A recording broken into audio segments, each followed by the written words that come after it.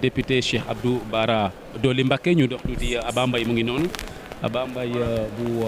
taxawu Sénégal moom tamit ñu jéem a xool également moom nan ban jàngat la am ci situation bi.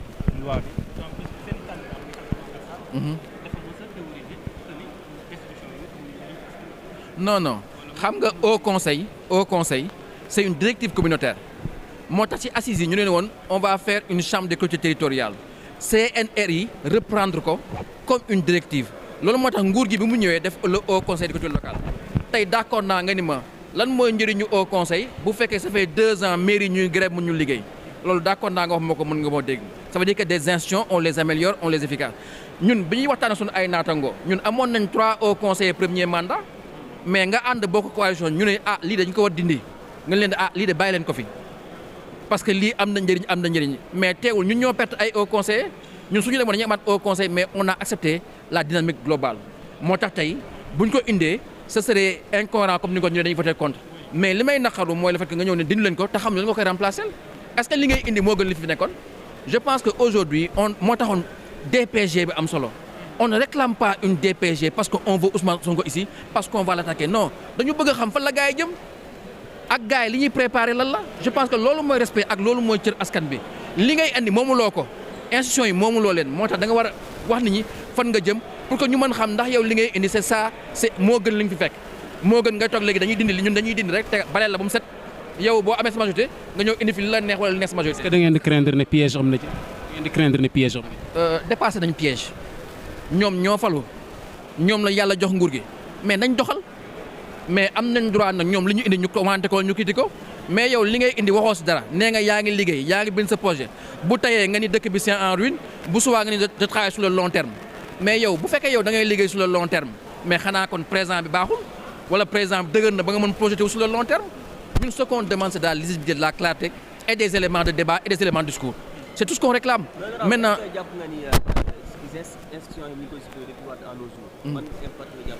moom laa lay wax ni c'est la preuve que le Sénégal n'est pas une grande démocratie arrêtons de donner des leçons nous ne sommes qu'une démocratie électorale voire électoraliste ce que nous savons faire c'est organiser des élections et faire des alternances nous ne savons même pas équilibrer des institutions sur le long terme et je pense que c'est un des grands défis de notre démocratie c'est un pays qui a des institutions stables équilibrées viables pour que bu ñu waxee ñu ne on a une intangibilité du mandat ñu xam ne que on a aussi une intangibilité des institutions je pense que c'est un des défis.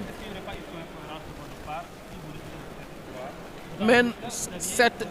certainement pas. Lorsque nous étions dans Yewwi, les gens avaient considéré qu'il était important d'enlever ces institutions-là. Aujourd'hui, tu peux me dire que, écoute, ça sert à quoi d'avoir un conseil alors que les clôtures sont en grève depuis 2 ans. Cela prouve que des institutions, il faut les améliorer. C'est dynamique. Mais est-ce que ce qu'on va nous ramener est meilleur que ce qu'on a aujourd'hui? Le Haut Conseil est une directive communautaire que les assises avaient reprise à travers une chambre des collectivités territoriales. Mais que ce pouvoir-là a repris avec un haut conseil de collectivité territoriale, mais est-ce qu'on n'avait pas besoin de garder ça? Nous, par cohérence, on avait perdu parce que nous, on avait 3 hauts conseillers, mais on les a perdus à cause de la dynamique de groupe. Cela prouve que quand les gens disent que nous sommes des têtes ou quelque chose, c'est nous qui avons perdu en quittant le haut conseil. Mais on a sur la dynamique de groupe. Maintenant, ce qu'on demande, c'est de la transparence, de la lisibilité. C'est pour ça qu'il faut avoir une DPG. C'est pour ça que ce régime a besoin de nous dire qu'est-ce qu'ils veulent faire. Tu ne peux pas nous dire enlever. Regardez l'article. On change juste la constitution, l'article en nous disant que maintenant les institutions de la République, c'est le gouvernement, c'est le président et c'est l'Assemblée. Mais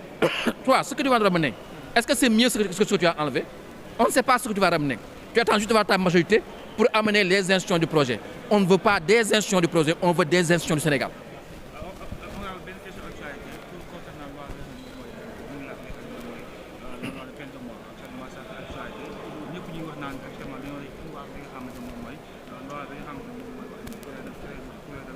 Il faut arrêter de gérer les événements du pays avec de l'émotion. Il faut arrêter de fédivériser le débat public.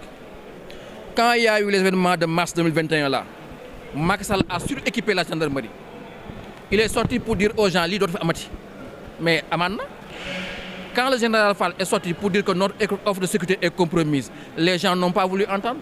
Mais quand vous avez une population qui est largement supérieure à l'offre de sécurité, les ratios ne sont pas bons. Ça veut dire que la dissuasion ne marche pas. Mais aujourd'hui, est-ce qu'aujourd'hui, il ne serait pas temps de discuter de notre sécurité, de l'État, de la police et de la sécurité de proximité? Mais c'est important, mais avec quels moyens aussi? Qu'est-ce qu'on est prêt à investir dans la police?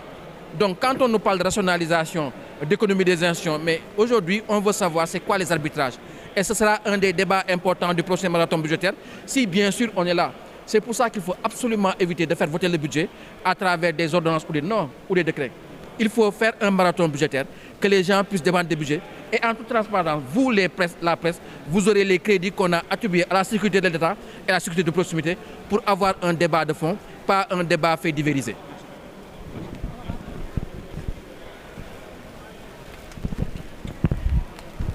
Voilà donc, mesdames et messieurs, mu nekkoon Abba Mbaye de Taxawu Sénégal mu nekkoon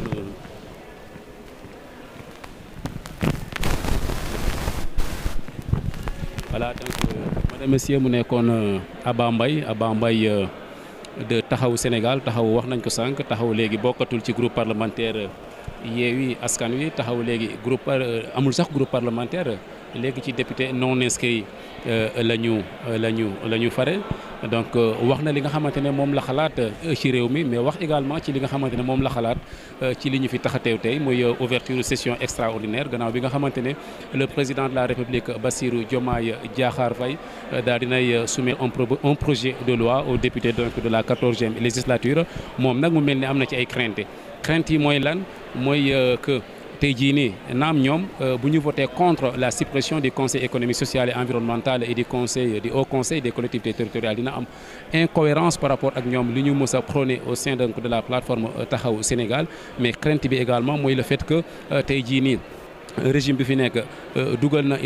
un projet de loi pour ñu supprimer 16 ak HCCT, mais waxaguñu ba léegi ni li nga xamante ne moom la ñu war a remplacer ces institutions là. Te ku ne xam na ne institution bu fi nekkee am ay jafe-jafe mën nañ def loo xamante ne day ñeel mbirum amélioration institution yooyu pour jéem a xool lan moo ci jubul ñu jéem ko jubanti. Mais ñii dañu jël décision, en tout cas le président Bassirou Diomaye Faye, pour supprimer le haut conseil des collectivités territoriales, supprimer li nga xamante ne moom mooy tout simplement le conseil économique et social et environnemental, sans ñu dire, sans ñu wax li nga xamante ne moom lañ ko mën a remplacer. Wax na sax ba tontu ki nga xamante ne moom mooy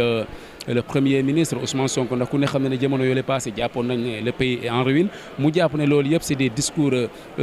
cousus de fil blanc, en tout cas saugrenus, ay discours yoo xamante ne xaw na am incohérence par rapport ak li nga xamante ne moom moo xew jamono ji ñu nekk nii. Abba Mbaye jàpp ne tey jii nii ñi nekk ci gouvernement dañuy péché, en tout cas côté communication bu téyee ñu wax lii bu subaa également ñu jëfee neneen. Ki nga xamante ne moom mooy également l'honorable député Cheikh Abdou Mbacké Bara Dolly bokk ci groupe parlementaire Liberté Démocratie et Changement, moom tamit àdduna ci mbir mi jàpp ne yëf yi en tout cas lu am solo la, mais moom tamit profité na ci occasion bi daal di annoncé ab proposition de loi boo xam ne bëgg na ko dugal à partir de demain même ñeel mbirum tout simplement le retour de la peine de mort, compte tenu li nga xamante ne dund nañ ko en tout cas semaine yi passé mooy la recrudescence des meurtres. Ñu nemmeeku ci également partout ki nga xamante ne moom mooy le danseur Aziz Dabala ak nga xamante ne moom la nekkaloon ci appartement boobu mooy tout simplement Wally. Mu nekk proposition de loi boo xam ne bu ñu déggee nu mu waxee moom l'honorable député Cheikh Abdou Mbacké Bara Dolly doon na proposition de loi bu ko ñor. Ñëwaat na également ci li nga xamante ne moom mooy proposition de loi bi mu njëkkoon dugal il y a 2 ou 3 mois de cela ñeel mbirum criminalisation de l'homosexualité. Gannaaw bi nga xamante ne Jean-Luc Mélenchon ñëwoon na fi nekk tout simplement le leader de la France insoumise, mook Ousmane Sonko ñu sekkoon conférence boo xam ne ñu ngi ko animé woon ci ICAD 2, juróon nag ay commentaires yu doy waar dans l'espace politique, aussi bien dans l'espace politique que dans l'espace public. Autant pour moi ñu bëri jàpp ne position bi ci Ousmane Sonko amoon nekkul position boo xam ne leer na ba tax nag moom mu dugaloon ab proposition de loi ñeel mbiruma criminalisation am ngóor jigéen. Mu jàpp ne nag ñaari proposition de loi yooyu, que ça soit la criminalisation de l'homosexualité, que ça soit le retour de la peine de mort, ay proposition de loi yooyu loo xamante ne moom moo ko moomal boppam. Li Abba Mbaye wax également ci li nga xamante ne moom mooy le fait que incertitude am na par rapport ak suppression HCCT ak li nga xamante ne moom mooy 16 te xamuñu li ñu ko war a remplacer. Ki nga xamante ne moom mooy Amadou Ba wuutu l'actuel ministre de l'énergie, des mines et du pétrole Birame Souleye Diop, moom tamit indi na réponse par rapport ak suspicion yooyu nga xamante ne ñenn ci député yi fare en tout cas ci mouvance bi ñu ngi koy nourrir, en tout cas wala sax ñi fare ci non inscrit comme waa Taxawu Sénégal jàpp ne ñoom amul dara loo xamante ne tey jii nii lënt la loo xamante ne c'est derrière donc tout simplement cette décision de supprimer le 16 lu jaadu la loo xam ne nga nekk ci kuje gi wala nga nekk ci nguur gi nangu nga ne lii di conseil économique social et environnemental lii di